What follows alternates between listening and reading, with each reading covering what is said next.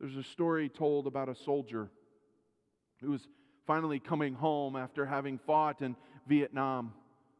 And he called his parents from San Francisco. He says, "Mom and Dad, I'm coming home, but I have a favor to ask.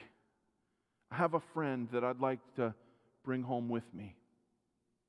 "Well, sure," they replied. We'd love to meet him." "Well, there's something that you should know.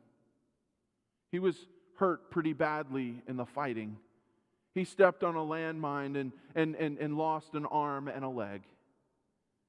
He has nowhere else to go, and I want him to come live with us." "I'm sorry to hear that, son. I mean, maybe we can help him find somewhere to live." "No, Mom and Dad, I want him to live with us." "Well, son," said the father, "you don't know what you're asking.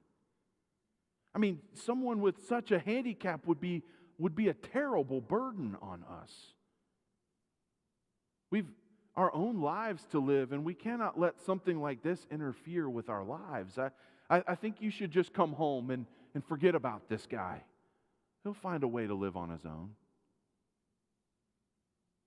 At that point, the son hung up the phone. The parents heard nothing more from him. A few days later, however, they received a call from the San Francisco police. Their son had died after falling from a building, they were told. The grief-stricken parents flew to San Francisco and were taken to the city morgue to identify the body of their son. They recognized him. But to their horror, they also discovered something they did not know. Their son had only one arm and one leg. Is it possible?